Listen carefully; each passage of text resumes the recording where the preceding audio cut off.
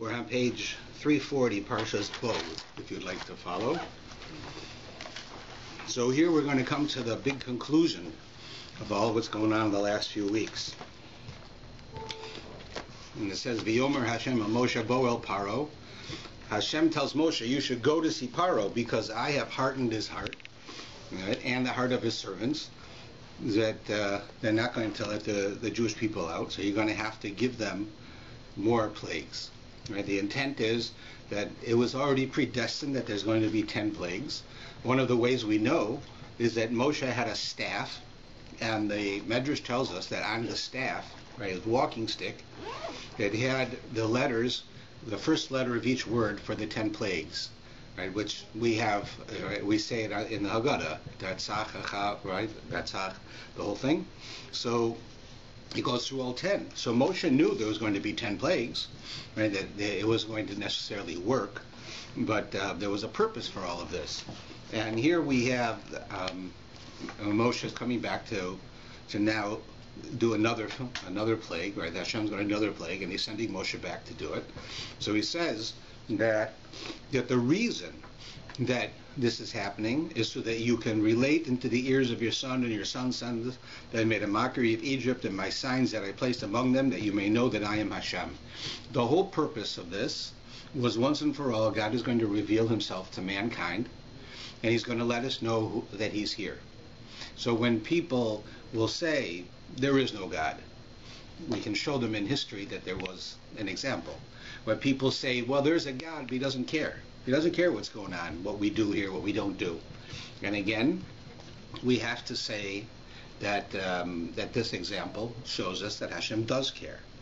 So all of these things that happen are there for that reason, in order so that we should have one time, finally, so that, as I say sometimes, that I see this phone, I'm going to just ask God, I will believe in you the rest of my life, and I will teach everyone to believe in you. All I want you to do is to make this phone float 6 inches in the air one time.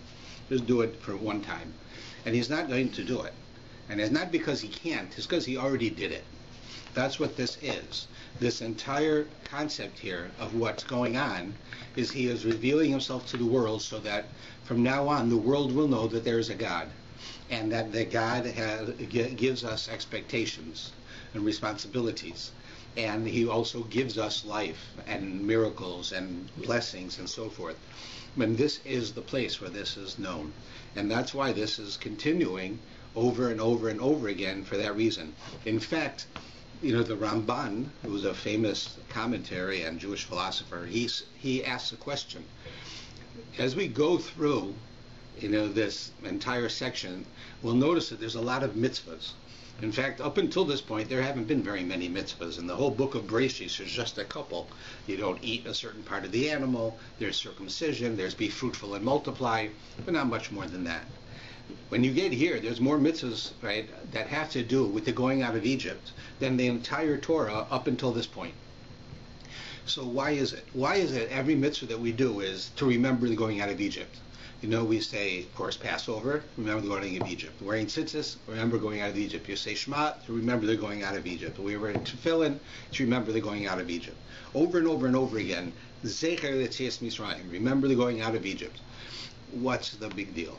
Like, why, of all the mitzvahs, there's so many things in Jewish history, you can say that's why. Why do we have so many things to do with going out of Egypt? And the reason is because every one of those mitzvahs that we do reminds us that Hashem revealed himself in the world. He showed everybody that he exists, and that every time we do a mitzvah to remember the going out of Egypt, we're doing a mitzvah to remind ourselves that we don't need God to prove himself anymore. He's already done it. He's already came into the world, and he said to us, I'm the Lord your God, and I'm going to prove it to you. And he did, over and over and over again in this last week's Parsha, this week's Parsha. And therefore, every mitzvah that we have, or many of the mitzvahs that we have, are tied into the idea of remembering this, so that because how else are people going to get the benefit from the fact that God did this so long ago? If he did it and nobody remembers that it happened, then he may as well have not done it. So the fact is that he gives us reminder after reminder to remind us this point. And this is an important point because this is the basis of all of everyone's religious practices. You either do it this way, right, because God has shown himself, right? You don't need a lot of belief anymore. He showed himself. He actually did things, right, on command. 10 plagues, exactly like he said, exactly when he said. They stopped exactly when he said, right? The Jews went out of Egypt exactly as he told them. And therefore, this was the proof. And that's why we do all of these mitzvahs, to remind us of that, because it's so important that we need to remember that God did that. Otherwise, we can be like any other religion that has no proof. They have a belief. Right? It's like the story I tell that when I started working as a rabbi, so one of my first places I worked was on a university campus. And so you had to meet, with all the clergy had to meet at the beginning of the year. Right? Nothing wrong with that. You have to meet all the different religious organizations. They have all different clergymen, and they would sit around a table, and we'd all meet each other. So it was my first year. I was new. Most of these guys who were there had been there for a while. And they decided they were going to go around the room and ask everyone their name, where they were educated, some fact about themselves, and what their faith is. So they went around the room doing this. And I, who in my mind I'm a wise guy, maybe not in the real world because I'm always afraid to do it, but in my mind I was going to say my name and something about myself and where I came from. And then I don't have a faith, because Judaism is not a faith. It's based on facts. That is to say, Judaism is based on proofs. It's not based on believing. Right? Most religions, they have a lot of absurd beliefs. They're absurd on purpose, because if you could believe the absurdity, you believe the religion. And you have nobody who can attest to certain things. Something happened to one person, right? So that you have to believe that person, and it happens to be that person had a lot to benefit from. If you believe in Muhammad, then right, Muhammad had a lot to benefit because he became the prophet. He was in charge. Everybody followed him. Whatever he said happened. The same thing with a Christian leader. Right? He talked to God. He came from some special relationship with God, and therefore you believe what he says. You don't know, you weren't there, but you believe what he says. He has a lot to gain. The whole religion started in his name. So in Judaism, it's different. We have this example for one, and you have the splitting of the sea, and you have the going out of Egypt itself, and you have the giving of the Torah, are all proofs. These are real reality that every single Jew experienced, not just one person, but 3 million people experienced these things. And they handed it down generation to generation. So that's really the significance of why it happens in such a way. Now we see that as Moshe is going on here, he's told by God, that you're going to now tell Pharaoh about the next plague, which is the plague of locusts. Right now, what's happened so far is you can imagine that even though Yosef came a while ago and he built up the economy of Egypt, the economy of Egypt at this point is failing. Because you can imagine Pharaoh spending all of his time trying to keep things alive. He's getting this guy Moshe, who's a real pain to him, is coming into his building all the time and threatening him with things which are destructive, people are losing their ability to make a living. People are becoming depressed. Everything is falling apart. Right? The water turns into blood. You can't water your crops. You can't drink. Right? If you have wild animals, they kill all of your animals. What are you going to use to eat? Because all your animals are dead. Right? Everything that happened destroys a different part of the economy. Here comes the locusts now. And it says here, the economy is already failing, and now the locusts are going to come, they're going to eat everything. Right? Locusts, that's what they do. They come in and they swarm, and they'll eat everything. So there's no more crops. So now the Egyptians are going to have nothing. Right? So God tells him, you go tell them that there's going to be the locusts. So it says they'll fill your houses, the houses of your servants, the houses of all of Egypt, and your fathers and your grandfathers have not seen from this day that they came into the earth till this day. I never saw anything like this, a swarm of locusts like this. And then it says that Moshe turned and left Pharaoh's presence. Right? So he left. And now it appears, if you read the other examples, that this was not it doesn't seem that it was the norm. In other words, in this case, God tells Moshe, go in there and tell him that that we're going to send locusts, and then leave. And then when he leaves, it says, he turned and left Pharaoh's presence, right? And from the, right, he turned left the presence. Then it says, Pharaoh's servants said to him, how long will this be a snare for us? Send out the men that they can serve their Hashem, their God. Don't you know that Egypt is lost? And they're telling Pharaoh, don't let them send the locusts. They're going to destroy the entire economy, and it's going to fail. And then we're going to have anarchy in this country, right? So send them out already. Let them go. So here already the advisors of Pharaoh, right? They believe that we better give in. We've lost this war. It's not worth it. We're not going to allow ourselves to be destroyed. So that happens after Moshe leaves. So you have to wonder. Moshe understood. You think he understood that they were wavering, right? He could look at people. He could understand people. So you'd think first thing is, why would he leave at this point? He should stay in order to push those advisors, give them power in order to convince Pharaoh, right? Which he doesn't. Secondly, is he should stay there so that he can reinforce this within the servants and the advisors themselves, that they should take a strong stand, rebel against Pharaoh, stop this from happening, right? But he doesn't. He leaves. Right, now this is the only time in the Torah that it tells us that he left, but the fact was, according to our understanding, is that after every plague he did the same thing. He got up and he left. Right, and we have to wonder what the significance is of him doing that. In this case, it's very clear that this is what's happening. Pharaoh's advisors are trying to convince Pharaoh. Moshe is standing there. Moshe is the antagonist to them. Right, he's making the trouble. So the people have dignity. They are not going to speak in front of the bad guy, in front of Moshe, and say to Pharaoh, right? They're going to suddenly now fight with the boss in front of the enemy. But listen, you better stop this already. You better give in. The Jews are going to kill everything. You better let them go. Right? So the fact is that they would never do that in front of Moshe, because by doing it in front of Moshe, they're betraying Pharaoh in a public manner. Secondly is they have dignity. And people have difficulty. If you tell them to do something, it's very hard for them to do it. If they do it on their own, that's different. I told the story in shul, how that when I come home from work, sometimes I feel like I want to be a big shot, so I'll empty the dishwasher, and then I'll wait for my wife to say thank you for emptying the dishwasher. Now, it's my house.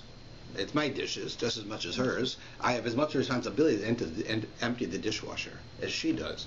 But I'm a big shot because I think of it on my own, and I come home, or I'll get up early in the morning when I get up very early and I learn before I go to shul. So let's say I'll take 10 minutes from that, an hour or so, and I'll empty the dishwasher. And then I'll want her to text me or say something to me later that she, thank you for emptying the dishwasher. Well, the fact is, there's no reason that she should thank me. It's my dishwasher and it's my house. I should take care of it, right? But what would happen if I didn't do it for a couple of days, and then she says to me, tomorrow when you get up, could you empty the dishwasher? I'll get upset. What? I have to empty the dishwasher? You're telling me I got to empty the dishwasher? What? I don't do that, right? The fact is because when you tell me to do something, it knocks you down. It makes you feel, it's expected of me. There's nothing special about it. But when I do it on my own, I'm a big shot. Right? That's what's happening here. Moshe stands there. They're seeing Moshe, and they're saying, we give in. This guy's going to be smiling and happy, and he's the bad guy. Right? So we're not going to give in. But if Moshe leaves, then they can say anything they want to say and say, listen, this guy's right. We better do what he says, and find a way to do it without giving him the satisfaction. Because they're doing it, to make them do it with him there is like telling him to do it. While now they're doing it on their own. So it's easier for them to do it. So Moshe understood this, and he left so that they would have the understanding that they could do that. But it applies to us so well. It's like, you ever notice that when a woman is taking care of her kids, she says, I'm taking care of my kids, and a man says he's babysitting. They always say, I can't go out tonight, I got to babysit. I can't go to this class tonight, I got to babysit. What do you mean babysit? That's like what you do for money. You go and you babysit somebody's kids, you get 50 cents an hour. I mean, when I was a kid, at least. Now, you don't babysit your own kids. They're your kids, right? But that's how men say it. Why? Because I don't have to do this. Women have to do this. My wife has to do it. I'm going to be a nice guy and let my wife go out to a Torah class, so I'll stay home and I'll babysit. right? But the fact is, I've got it wrong. That's not how you're supposed to look at it. It's as much my responsibility as hers. It's just that I have other responsibilities to take me away from it, so she does it. But certainly, it's not that I'm babysitting somebody else's kids. It's the same idea. So that's what happens here. Now Pharaoh's servants and advisors, they have the opportunity to argue with him and tell him, listen, everything's lost, right? And so after that happens, now Moshe and Aaron go back to Pharaoh after they do that, and he says, go and serve and they're told, go and serve Hashem, your God. Which ones are going, right? And Pharaoh is saying to him that you can take the men. You can go take the men. Basically, the men in the Torah usually refers to males between the age of 20 and 60. Under 20, they're kids, and over 60, they can't, they're too old for the army. They're too old to be a part of this type of thing. And Moshe says, nope. Right? Pharaoh says, not so. Let the men go. Serve Hashem, for that's what you seek. And he drove them out. And Moshe says, no, I'm not going to do it. I'm going to go only, right? He says, I'm only going to go with everybody, with the kids and the adults. Because what was happening? Pharaoh sees, right, the locusts come and they do what they got to do. So Pharaoh stops. At this point, he says, okay, that's it. I mean, they've eaten everything. So we got to stop it. Or you guys get out of here. You send the Jews out of here. But listen, only the adult men. If you remember, he wanted to kill all of the men. Remember? Because they were the army. And he was going to let the women live. All right, it was the males he wanted to get rid of. Now he's sending away the males of army age, because that way they can't fight him. And he wants to leave everyone else behind. That's how he looks at it. Moshe looks at it is that if we're going to become a Jewish people, which is what happens in this parsha, the Jewish people are created. Moshe says we can't do that without our future and without our past. Our past are the older people. The older people can tell us about the past, the traditions, the way things are. They lived through things that we didn't live through, and we can learn from them. The younger people, we can educate. They're our future, and we can help them do things easier and better than we had. So we need the older people and the young people. So he tells Pharaoh, I'm not going to do it. Yeah, either all of us or none of us. So that's right. Then Pharaoh, of course, changes his mind, but that's where he is. It says that Hashem strengthens the heart of Pharaoh, and he does not want to send them out now. So Pharaoh says, get out of here. Do not see my face anymore. From the day you see my face, you'll die. And Moshe says, okay, I shall never see you again. That's what he says there. And then we turn the page, and he says, Hashem says to Moshe, well, there's one more plague that I'm going to give to Pharaoh and Egypt, and after that you're going to leave. So what is it? This is the last plague, and it's the plague of the firstborn, the killing of the firstborn, which is enormous. You can imagine the economy is destroyed, the country is a disaster, right? I mean, you go outside, it's crazy what's going on out there, and now he's going to kill the firstborn, which is including Pharaoh's firstborn, which includes everybody's firstborn. It makes no difference who they are. Every family is going to lose someone. That's basically how he puts it. There is no home without a dead person. So God says to Moshe, I'm going to now culminate all of this, and I'm going to do this.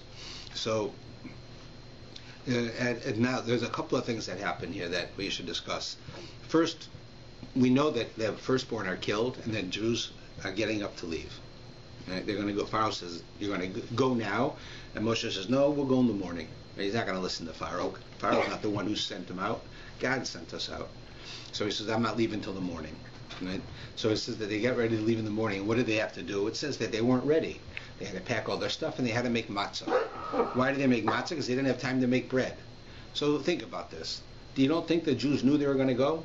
They just went through 10 plagues, watching what's going on, right? They see God does everything he's going to do. So they didn't think they were going to go. Why didn't they pack? Why weren't they ready? Why didn't they make bread earlier?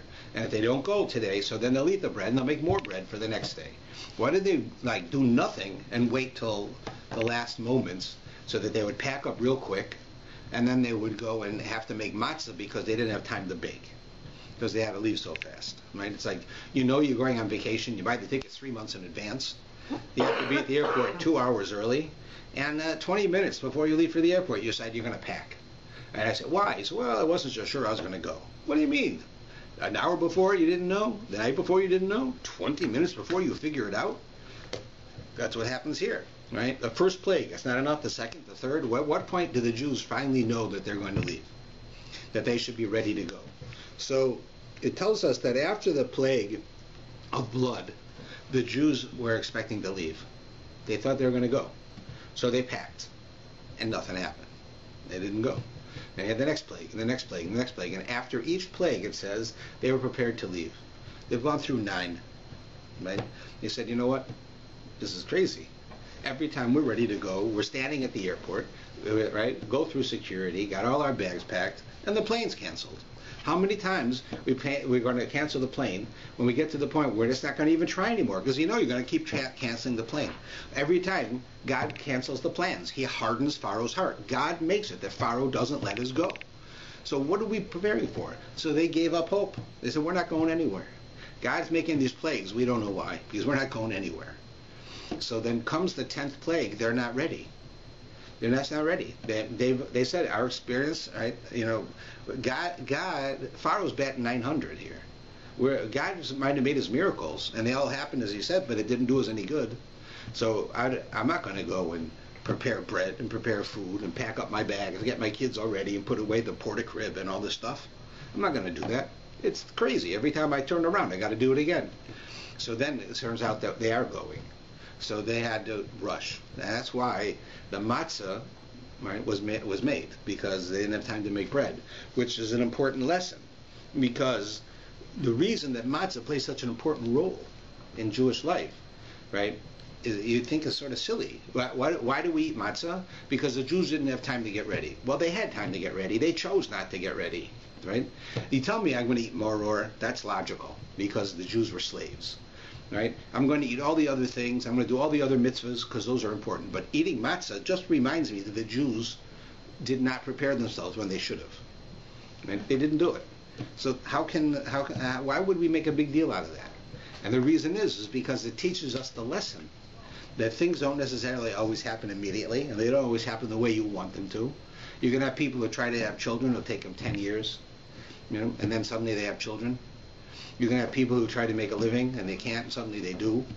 You're going to have all kinds of things happen, right? And you try, and then you want to give up, and you don't give up, and then it works.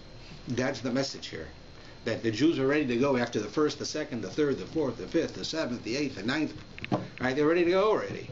It's enough. We're not going anywhere. So you tell me you got one more plague. Fine. So when you're done with the plague, call me on the phone. Tell me that we're going to go. I'll get ready. And that's what they did. And that's why they had to have matzah. And we eat that matzah today to remind us that you have to have faith in God. You can't just think, number one, that you understand what he's doing. We don't always understand what he's doing. Secondly is we have to have faith. If he says, I'm taking you out, I'm taking you out. Don't have to worry. And maybe it's not the way you think it'll be, but it will be. It's going to happen. And that happens there. I asked my son, I asked my son why they wait until until the next day. I just want to see his answer, because they have to wait and put the blood in their houses, so by the next morning they'll be ready. No, it's true, ritually true, but they could have been ready in advance. Like the way they think, I don't know. What they're doing is they're accepting the order that the Torah says and saying it has to be like that. Right? Did you want to say something? How long was each plague? The different ones were different, but they were in just a number of days. But there was also time in between them. They weren't one immediately after another. Okay. So then it says that right, that Moshe leaves finally, and so if you look on 349, so Hashem says to Moshe. Well, let's go back a second. I skipped something that's very important, which is in verse 4 on page 347. It starts out, Moshe said, so said Hashem, at about midnight I shall go into the midst of Egypt. Every firstborn of the land will die, from the firstborn of Pharaoh who sits on the throne to the firstborn of the maidservants behind the millstone, and all the firstborn of the beasts. So we have to wonder, why does Moshe say that? He says at about midnight, and that's the actual Hebrew word. Like, do you think God could tell the time? Say at midnight? In fact, God says, I will do it at midnight. He uses those words. and Moshe changes it and says at about midnight. So there's different answers that people have for this, that Moshe changed what God said. One of them that Rashi says is that the reason is because he was taking into account that Pharaoh's timekeepers and magicians would have an error. They'd be off, maybe a couple of seconds. And God says at midnight I will kill the firstborn. And at midnight they're looking around. He's not dead. They're not dead. So, right? 2 seconds later they're all dead, but not at midnight. So they'll right. So what? God kills the firstborn in the whole country instantaneously. I would say that if it was at midnight or if it was 2 seconds later or 2 seconds earlier, does it really make a difference? He killed them all, right? So why does Moshe think I have to be worried about the Egyptians because they're going to say it happened 2 seconds off, right? Who cares? It happened. God did it. It's like I'm gonna draw the lucky number from the lottery and you win $100 million, and the draw's at 4 o'clock. And I do the draw at 4:02, and you still win $100 million. Do you really care? The 2 minutes, right? Nothing.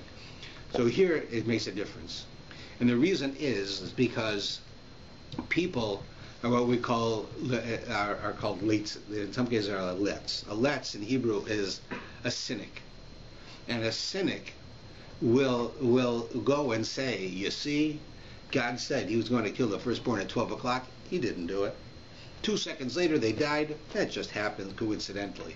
God says he was going to do it, and it didn't happen. Right? And you have this in our lives all the time. Right? You can do all kinds of stuff for somebody, and one time it doesn't work, it doesn't happen, and then everything else you did means nothing. Right? It does. Right? That's exactly what is happening here. They go and he's off a couple of seconds. So Moshe didn't want that people should be able to say that. That you see, it wasn't God. It was God. What God says, 12 o'clock at 12 o'clock, right? Middle of the night. Now, the first problem with this, now, besides this point, which is true why Moshe did it, there is no such thing as the middle of the night. It doesn't exist. Think about it. If you have a night that's 12 hours long, right? What's the middle of the night? Tell me what it is. It starts at 6 p.m. It ends at 6 a.m. What's the middle of the night? What is it? 12? 12? Like exactly at 12 a.m.? Except as soon as you get to 12 a.m., it's after 12 a.m. There's no time that's called 12. You're either a fraction of a second before or a fraction of a second after. You're never there. There is no such thing. It doesn't exist, right? Because of how time works. There's no such thing as the middle. Because as soon as you give me a middle, the next, you can split that in half, and you can split that in half, and you can split that in half. The middle, you can only have a middle if you have 3, right? You have before 12, you have after 12, and then you have exactly at 12. But there is no such thing as exactly at 12, because exactly at 12, I can split that in half too. And then I've got 2 sides. And then I've got to say, okay, I can split that in half, and I can split that in half. The reality is that when God says at midnight, in God's world, there's a midnight. There is a middle of the night. In our world, there's no such thing as a middle of the night. It doesn't exist. So there was no way they could be that the timekeepers for Pharaoh would agree that it happened in the middle of the night, because there's no such thing. And therefore, that's why Moshe changed it, because it doesn't exist. Now, another idea behind it is why God used a time that doesn't exist, like called the middle of the night, is because what he's about to do is miraculous. It's going to happen outside of nature. And time is within nature. So God is going to do something. At a fraction of a second before midnight, all of these people are alive. And at a fraction of a second later, they're all dead. But there's no in between. There's no second that they all die. It's just, they're dead.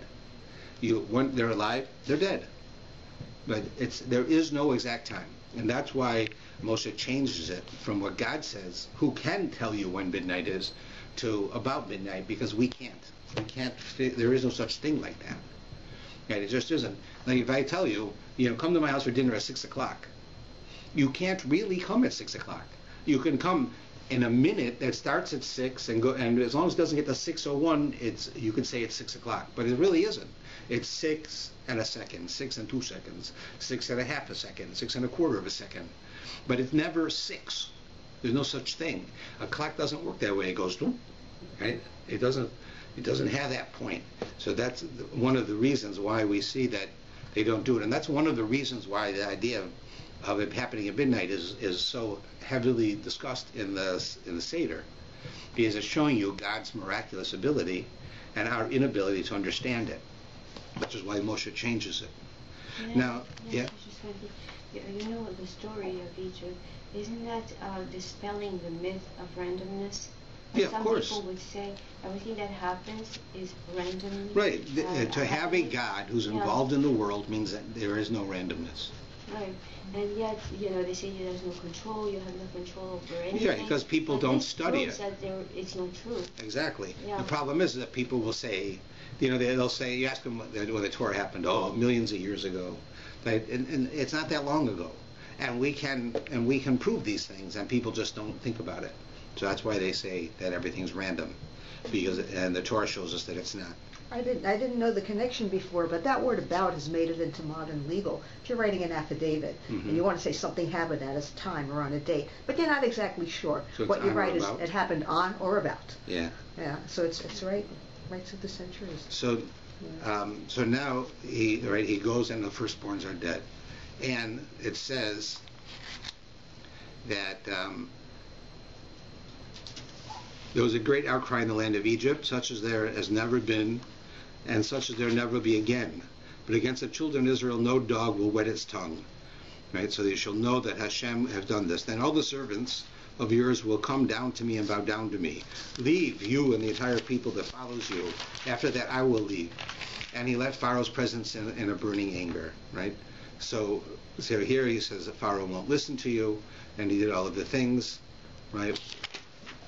When we finally get to where they exactly have it happen, right, where actually Pharaoh's firstborn, is dead, that's 3 pages later.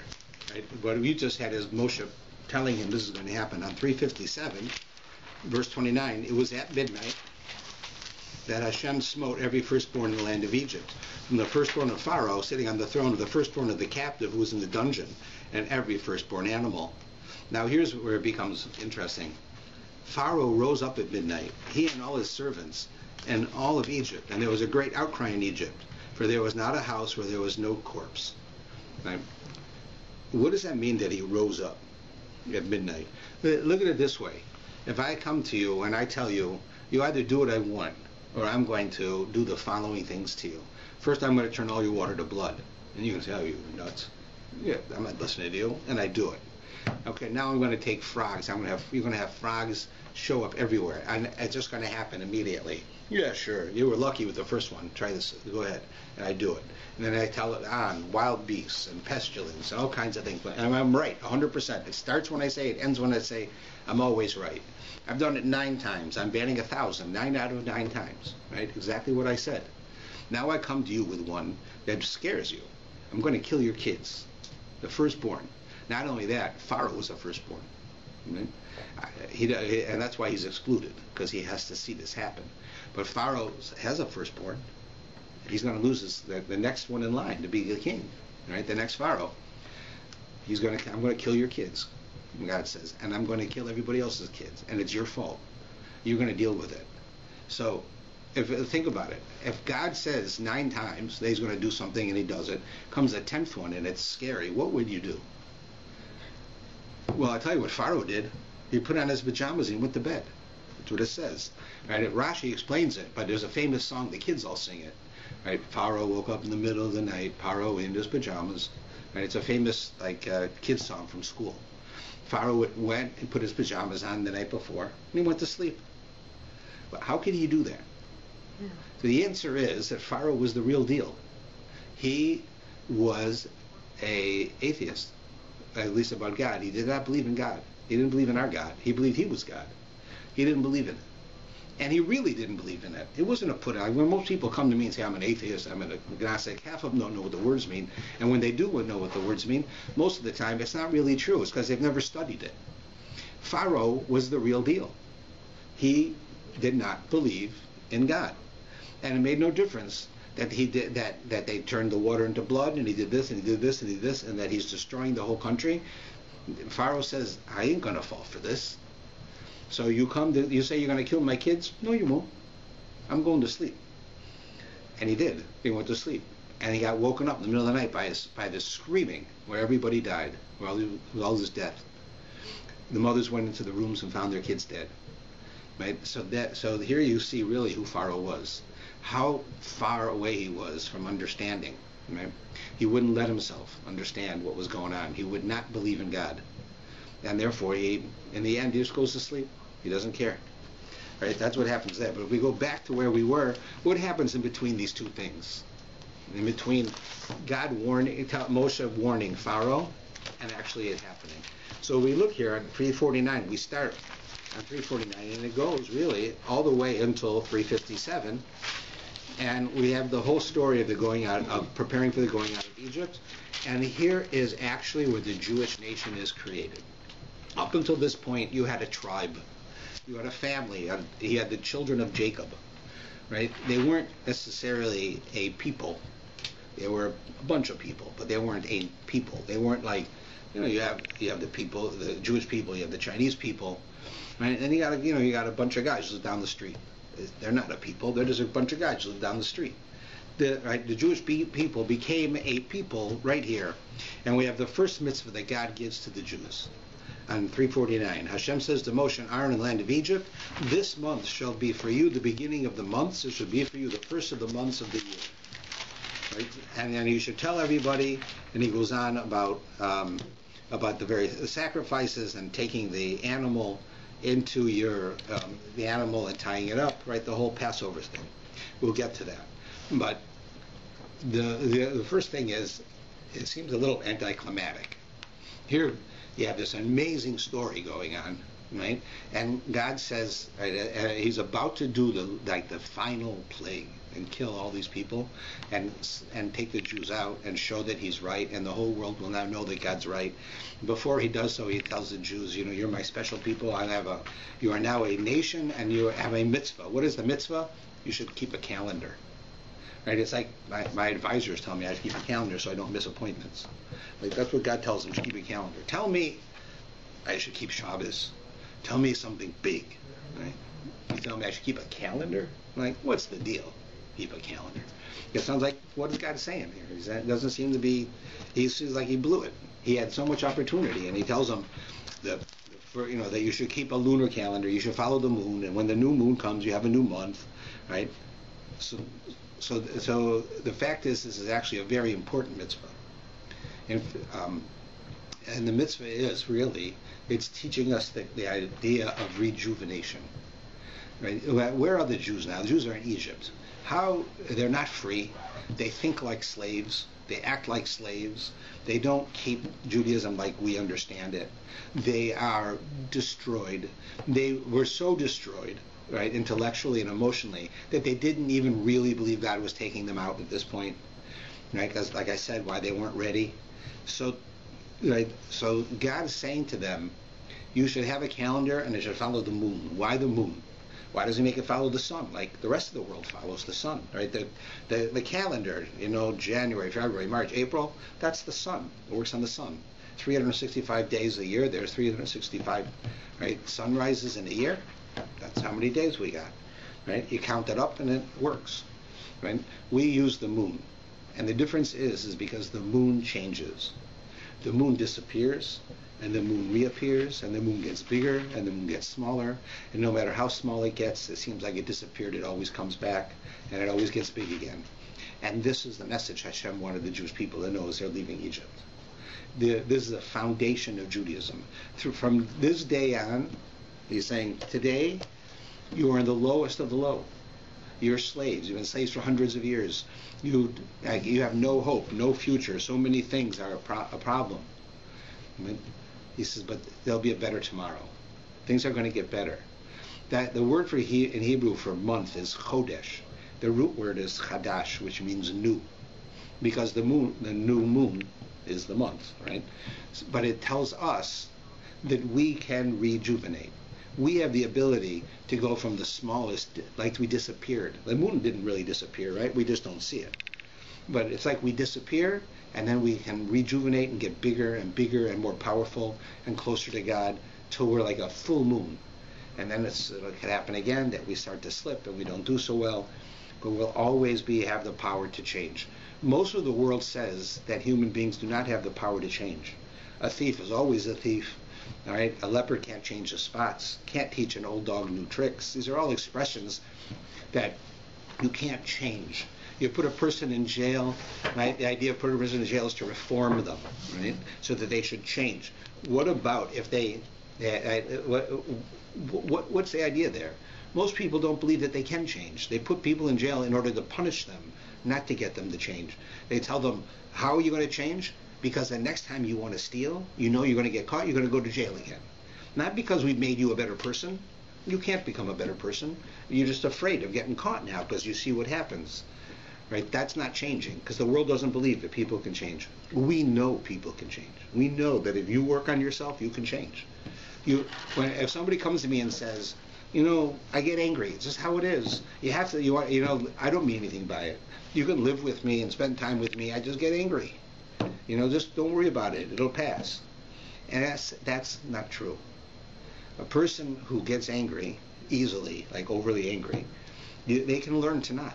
They can be trained. They can train themselves not to do that. A person who says, I can never lose weight, can lose weight. A person who says, I can never do something is wrong. Whatever it is, you can always do something. Never, right? Never is like idol worship.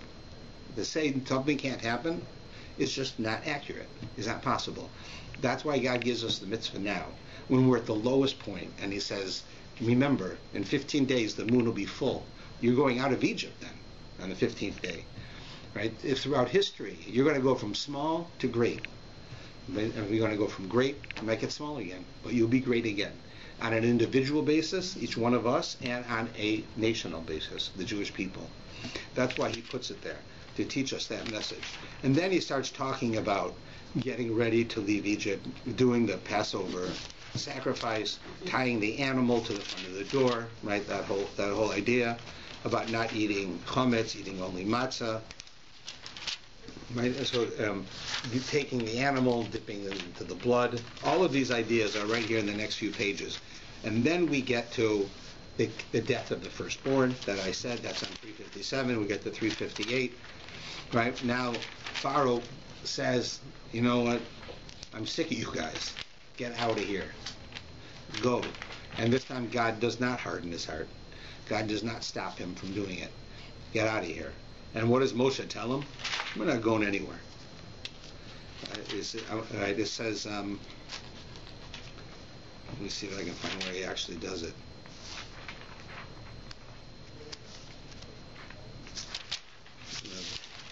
There's a point where where Pharaoh rose up at midnight, right, and he says, "Rise up, go out from among my people, even you, even the children of Israel, go and serve Hashem as you have spoken. Take your sheep and your cattle and everything, just go." Right? He wants to get rid of them. Right? So Moshe tells him, "I'm not going. We're not going now. Just because you told us, you didn't send us out of Egypt. God sent us out of Egypt. I'm not listening to you."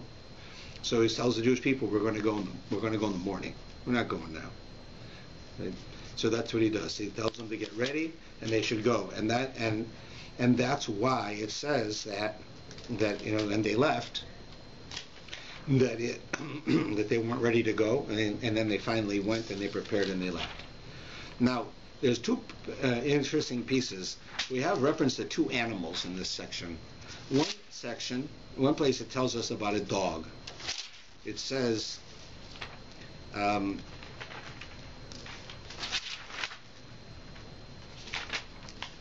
it says that when after Moshe goes and the Jewish people are getting ready to leave, and they haven't yet killed the firstborn.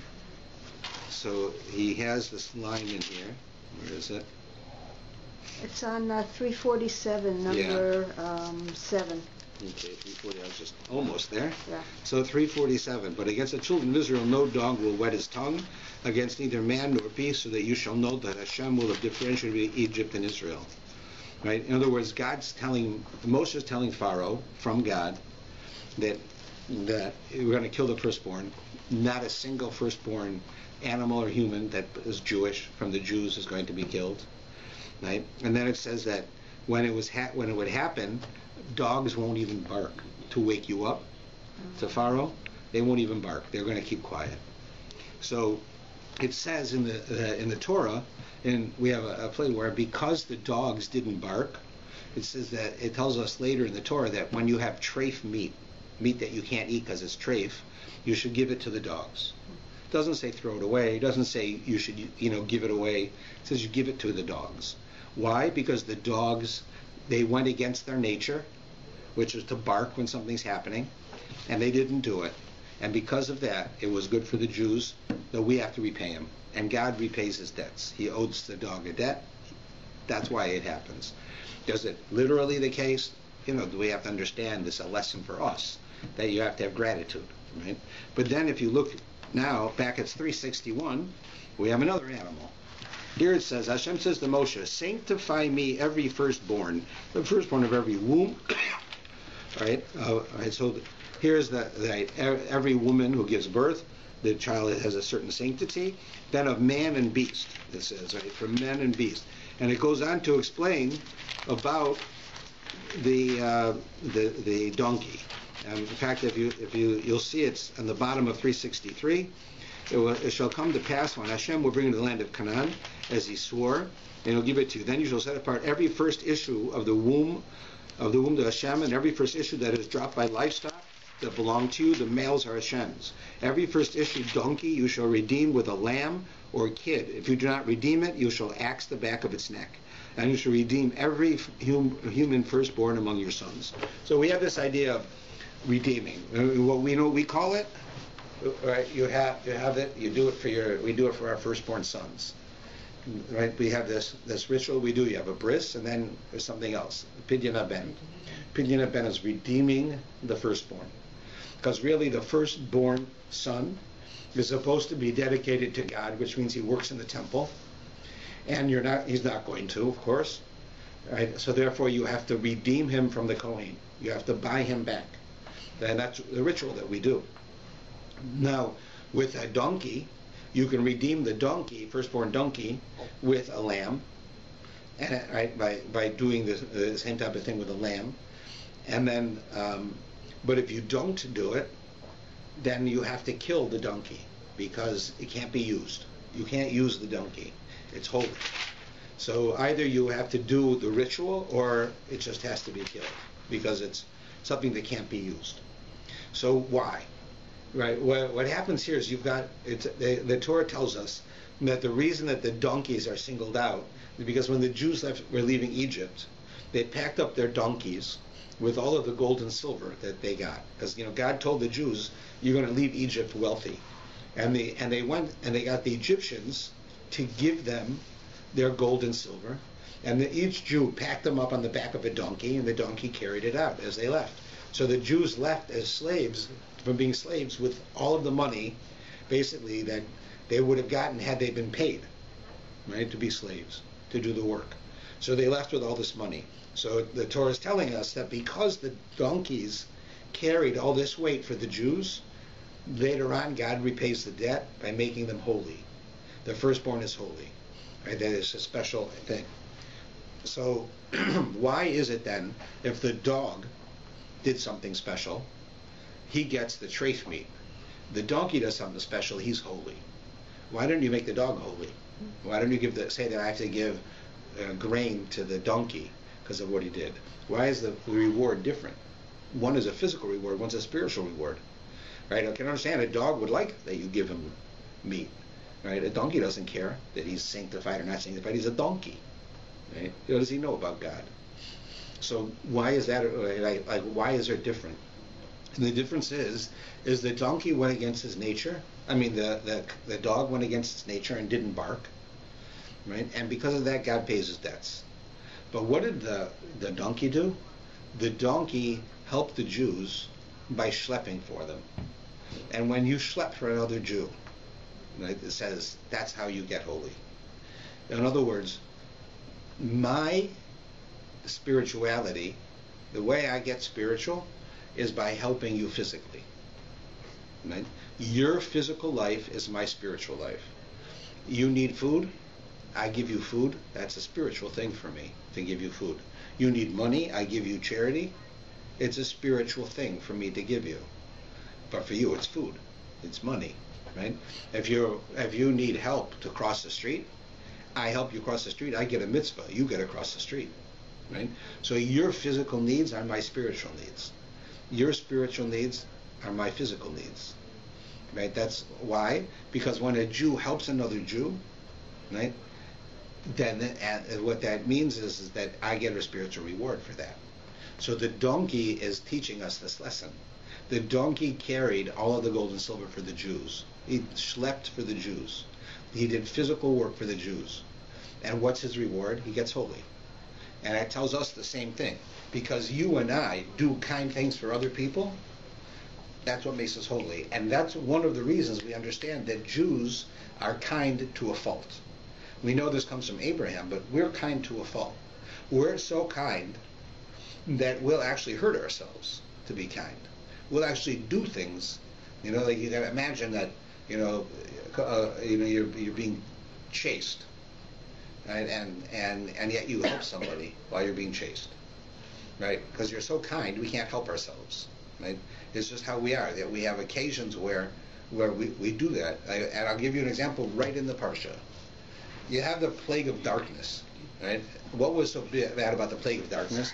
It says the plague of darkness was that it wasn't just dark, it was palpable darkness. In other words, you could feel the darkness. You couldn't move. It was, one thing is that it's dark, you don't see. That's what we experience. But this darkness was a curse. It was dark, and the dark had physical attribute to it, that the Egyptians, when it got dark during this plague, they couldn't move. Wherever they were, that's where they had to stay. Now this went on for 3 days. You have to eat in 3 days, or you'll die, right? But they didn't die. Well, why didn't they die? Because they couldn't feed themselves. They couldn't bathe. They couldn't go to the washroom. They couldn't drink. They couldn't sit down. They couldn't do anything. Right? How did they live? So it says that the Jews, in their kindness, went to their slave owners, the people who were cruel to them, and fed them and took care of them. Right? Why would you do that?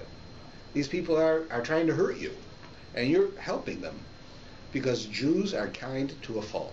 That's how we are. We will do things till a fault, until it gets to a point where it goes even against us. We have to control ourselves not to do this. You see it in Israel, right? They're having a war with the Palestinians. The same Palestinians will come in and cut off the heads of children, or have snipers shoot little babies. Right? When it comes time for retribution, first thing is we drop leaflets and tell them we're going to come and drop a bomb here, get out of the area, and we make sure that we do our best to make sure no collateral damage, nobody gets hurt that shouldn't get hurt, and we try to really pinpoint to make sure that only the right person gets injured that is necessary, or we don't do anything, or we use restraint, whatever it is. What are we doing? We are kind to a fault. Right? I'm not advocating that we should drop a nuclear bomb on Gaza. But but why has it never been considered? Because we're kind. We're kind to a fault. We are not going to kill innocent people for the sake of stopping somebody who is not innocent. And therefore, it comes from this idea, from the fact that the donkey did what a donkey does. Right? He didn't carry any more than he usually does, but he carried, and because of it, God made him holy. That teaches us, when you carry another Jew's pain, God will make you holy. That's the message it's telling us. And that's an extremely important message. But that's the significance of what's going on in that point. And that's why you have all of these ideas of holiness here that concludes the Parsha, with that idea that everybody is, right, the animals are holy, people are holy. Now, the last part here is the mitzvah of tefillin. Right? This thing, it says, And it shall be a sign upon your arm and an ornament between your eyes, for which a strong hand Hashem removes us from Egypt. The last line in the Parsha. That's the mitzvah of tefillin, of wearing tefillin. Now this is, on many levels, it's interesting why it's here and so forth. But one of the things that I find very interesting is it doesn't tell you what it's talking about. How do you know that that's tefillin? It says you should wear it between your eyes, and you should bind it on your arm. What? What should I put on my arm? And what should I put on my between my eyes? And when? And who? And how? What? How do I know what it is? Right, so this is one of the examples of a proof that the oral law, right, the fact that God not only gave us the Torah, but He also said the Torah is simply, it has everything in it, but you have to understand that with it I gave explanations. I gave what we call the oral tradition to explain what the Torah means. Without it, you're not going to practice the Torah correctly. So if I say to you in the Torah, you should bind it upon your arm, you need more information than that. You need to know which arm, and who, and what am I talking about, and when do you do it, right? That's all in the Talmud, because that's oral. That was originally said. God said it to Moshe. Moshe said it to the Jewish people. Eventually we wrote it down. The Torah was given by God to Moshe, which has the root of the mitzvah, but the details of the mitzvah were handed down. This is a proof for those people who want to say, I believe the Bible, the literal word of the Bible, but I don't believe in the Talmud, I don't believe in the oral tradition, I don't believe in the rabbis, I only believe in what it says in the Torah. And in order to do that, you clearly have never read the Torah.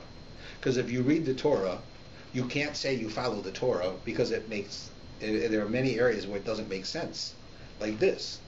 We don't know what it's talking about. You should in the mitzvah of tzitzis, and you shall see them. Right? So what do you say? Well, that means I should hang them on the wall. And there were people who used to do that. They didn't believe in the tradition. We know they're talking about wearing them on your clothes, right? Not on your wall. Wearing them on your clothes. You should build a sukkah and sit in the sukkah for 7 days. So just build a sukkah inside your living room. How do you know it has to be outside? How about, there's so many examples of this. Here's a good one. There shall be no fire in your camp on the Sabbath day. So what we have to do, before Shabbos starts, you have to turn off your furnace, turn off your oven, turn off your lights, and sit there from the start of Shabbos till the end of Shabbos in the dark. How do we do it? Our lights are on, our furnace is going, our food is hot, but yet we're keeping Shabbos. How is that possible? If you can't have any fire in your camp on the Sabbath day, because you have to have the Talmud to explain to you what it means to have fire. It doesn't mean that you can't have fire. It means you can't make fire, right? An eye for an eye, a tooth for a tooth, right? You hear that all the time in American and Canadian law. The Old Testament God, right, is an eye for an eye. Right? You poke my eye out, I have to poke your eye out. Does that make any sense? Right? Okay, I'm going to break your arm. You got to. If I break your arm, you got to break my arm. That's justice. Right? That's not justice. That's stupid. Right? That's not what the Torah means. When the Torah says an eye for an eye, it doesn't mean I'm supposed to poke. If I poke your eye out by mistake, you should poke my eye out on purpose. Will that make you see better? Nope.